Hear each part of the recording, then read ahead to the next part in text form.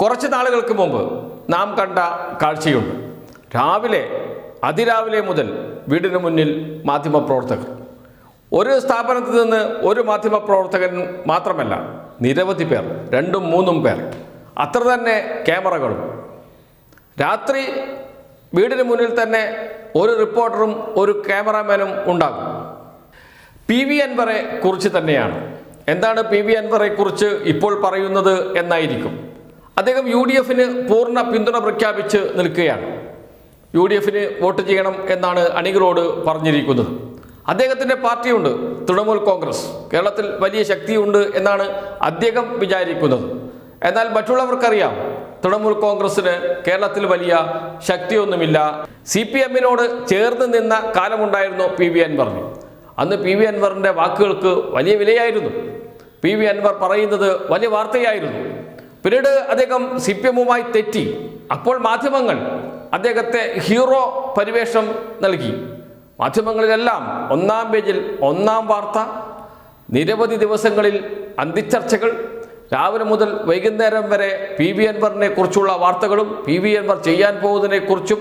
PV Anwar CPMന് തലവേദനയായി, CPIM ആടിയുലയുന്നു, CPIM പ്രതിസന്ധിയിൽ തുടങ്ങിയ വാർത്തകൾ PV അൻവറുമായി കണക്ട് ചെയ്തുകൊണ്ട് കേരളത്തിൽ നിറഞ്ഞു നിന്നിരുന്ന ഒരു കാലത്ത്. കുറച്ചു കാലം കഴിഞ്ഞപ്പോൾ അദ്ദേഹത്തെക്കുറിച്ച് ഒരു വിവരവുമില്ല. ഇപ്പോഴാണ് PV അൻവറിനെ കുറിച്ച് കേട്ടു തുടങ്ങിയത്. ED പരിശോധന നടത്തി അദ്ദേഹത്തിൻ്റെ വീട്ടിൽ. അപ്പോഴാണ് PV അൻവർ ഇപ്പോഴും കേരളത്തിൽ തന്നെയുണ്ട് എന്ന് ആളുകൾ അറിയുന്നത്. പൂർണ്ണമായും മറന്നു കഴിഞ്ഞിരുന്നു PV അൻവറെ. മാധ്യമങ്ങൾ ആഘോഷിച്ച സമയമുണ്ടായിരുന്നു. UDF നേതാക്കൾ ഏറ്റെടുത്ത സമയമുണ്ടായിരുന്നു. പാണക്കാട് തങ്ങളുടെ വീട്ടിൽ PV അൻവറെ കാത്തിരിക്കുന്ന പാണക്കാട് തങ്ങളെയും PK കുഞ്ഞാലിക്കുട്ടിയെയും മുസ്ലിം ലീഗ് നേതാക്കളെയും നാം കണ്ടതാണ്. ഇതാ UDFലേക്ക് എടുത്തിരിക്കുന്നു PV അൻവറെ എന്നായിരുന്നു അന്ന് പറഞ്ഞത്. അതിനുള്ള ചർച്ചകൾ നടത്തി. PV അൻവർ റെഡിയായിരുന്നു. UDFൻ്റെ ഘടക കക്ഷിയാക്കണം തൃണമൂൽ കോൺഗ്രസിനെ എന്നായിരുന്നു ആവശ്യം. മുസ്ലിം ലീഗ് സമ്മതിക്കുകയും ചെയ്തു. എന്നാൽ വാതിൽ തുറക്കാൻ തയ്യാറായില്ല UDF ചെയർമാനായ പ്രതിപക്ഷ നേതാവായ VD സതീശൻ. അദ്ദേഹം പറഞ്ഞു വാതിൽ അടച്ചിരിക്കുന്നു എന്ന്. PV അൻവറിന്റെ മുന്നിൽ UDFൻ്റെ വാതിൽ തുറക്കില്ല എന്ന് അസന്നിഗ്ധമായി പ്രഖ്യാപിച്ചു. പിന്നീട് അദ്ദേഹത്തിന് ഒരു വഴിയേ ഉണ്ടായിരുന്നുള്ളൂ, സ്വന്തമായി മത്സരിക്കുക, ശക്തി തെളിയിക്കുക. അവിടെയും വലിയ മുന്നേറ്റമൊന്നും ഉണ്ടാക്കാൻ കഴിഞ്ഞില്ല PV അൻവറിന്. നിലമ്പൂർ ബൈ ഇലക്ഷനിൽ PV അൻവർ പിടിച്ച വോട്ടിൻ്റെ ബലത്തിൽ ജയിച്ചു UDF എന്നേയുള്ളൂ. അത്രമാത്രം സഹായം ചെയ്തു കൊടുക്കാൻ കഴിഞ്ഞു PV അൻവറിന് UDFന്. പക്ഷേ UDF തിരിച്ചോ ഒന്നും ചെയ്തില്ല. അവസാനം തൃണമൂൽ കോൺഗ്രസുമായി സഖ്യമാകാം, മുന്നണിയിലെ ഘടകകക്ഷി വേണ്ട, അസോസിയേറ്റ് മെമ്പർഷിപ്പ്, അതേക്കുറിച്ചായി ചർച്ച. ഇപ്പോൾ അതിനെക്കുറിച്ചും കേൾക്കുന്നില്ല. എന്ന് വെച്ചാൽ PV അൻവർ ഇപ്പോഴും UDFൻ്റെ പടിക്ക് പുറത്ത് തന്നെയാണ്. VD സതീശനെതിരെ രൂക്ഷ വിമർശനം നടത്തി. VD സതീശനെതിരെ അഴിമതി ആരോപണം ഉന്നയിച്ചു. ഇതെല്ലാം ഉണ്ട് VD സതീശൻ്റെ മനസ്സിൽ. അങ്ങനെയുള്ള ഒരാളെ പിടിച്ച് വീട്ടിൽ കയറ്റണോ എന്ന ചോദ്യം VD സതീശൻ സ്വയം ചോദിക്കുന്നുണ്ട്, അടുത്ത കോൺഗ്രസ് നേതാക്കളോട് പറയുന്നുണ്ട്. PC ജോർജ് ഒരു അനുഭവം നമ്മുടെ മുന്നിലില്ലേ? അങ്ങനെ PC ജോർജിനെ പോലെയുള്ള ഒരാളാണ് PV അൻവറും. അദ്ദേഹത്തെ എന്തിന് എടുത്ത് മടിയിൽ വെക്കണം? അത് പിന്നീട് തലവേദനയാകില്ലേ എന്ന ചോദ്യം കോൺഗ്രസ് നേതാക്കൾ തന്നെ പരസ്പരം ചോദിച്ചു തുടങ്ങിയിട്ടുണ്ട്. അതുകൊണ്ട് തന്നെ PV അൻവർ പുറത്തു നിൽക്കട്ടെ എന്നാണ് തീരുമാനിച്ചിരിക്കുന്നത്. പക്ഷെ PV അൻവർ ഒരു കാര്യം ചെയ്തു, കേരളത്തിൽ പിണറായിസം അവസാനിപ്പിക്കണം.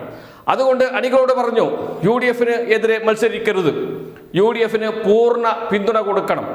ഇതാണ് ഇപ്പോൾ PV അൻവറിൻ്റെ നിലപാട്. വലിയ ശക്തിയുണ്ട് തൃണമൂൽ കോൺഗ്രസിന് കേരളത്തിൽ എന്നാണ് PV അൻവർ വിശ്വസിക്കുന്നത്. നമുക്കറിയാം ഒരു ശക്തിയുമില്ല എന്ന്. പക്ഷെ മാധ്യമങ്ങൾ ആദ്യകാലത്ത് തൃണമൂൽ കോൺഗ്രസ് കേരളത്തിൽ വളരുന്നു, ആഞ്ഞടിക്കുന്നു എന്നൊക്കെയുള്ള വാർത്തകൾ കൊടുത്തുകൊണ്ടിരുന്നു. പിന്നീടാണ് മനസ്സിലായത് അതൊക്കെ വെറും വലിയ ബലൂണുകളായിരുന്നു എന്ന്. അന്യസംസ്ഥാന തൊഴിലാളികളെ പങ്കെടുപ്പിച്ചുകൊണ്ടാണ് പ്രകടനങ്ങൾ പോലും നടത്തിയത് എന്ന് എല്ലാവർക്കും മനസ്സിലായി. ദൃശ്യങ്ങൾ നമ്മുടെ മുന്നിലുണ്ട്. അങ്ങനെ തകർന്നടിഞ്ഞ PV അൻവറെയാണ് നമുക്കിപ്പോൾ കാണുന്നത്. ഇപ്പോഴിതാ ED അന്വേഷണവും ആരംഭിച്ചു. സാമ്പത്തിക തട്ടിപ്പാണ്. പൊതുമേഖലാ സ്ഥാപനത്തിൽ നിന്ന് വായ്പ എടുത്തു, ആ വായ്പ തിരിച്ചടച്ചില്ല, അത് എന്ത് ചെയ്തു ആ പണം എന്ന ചോദ്യവുമായാണ് ED എത്തിയിരിക്കുന്നത്. അന്വേഷണത്തിൻ്റെ വഴിക്ക് നടക്കട്ടെ. ഇപ്പോഴാണ് PV അൻവർ ഇവിടെ ഉണ്ട് എന്ന് 4 ആൾ അറിയുന്നത്. അതുവരെ ആർക്കും അറിയില്ലായിരുന്നു. അറിയുന്ന ഒരേ ഒരാളെ ഉണ്ടായിരുന്നുള്ളൂ, അത് മീഡിയ 1 ആണ്. മീഡിയ 1 ഇടയ്ക്കിടയ്ക്ക് PV അൻവറുടെ ബൈറ്റ് എടുത്ത് കൊടുക്കാറുണ്ട്. ഓൺലൈൻ മാധ്യമങ്ങളൊക്കെ അത് കാണാറുമുണ്ട്. പക്ഷേ അത് അവിടെ തന്നെ അവസാനിക്കുകയാണ് പതിവ്. എന്തായിരുന്നു ഒരു കാലത്ത്, എന്തൊക്കെയായിരുന്നു ഒരു കാലത്ത്, ഇപ്പോഴെന്തായി?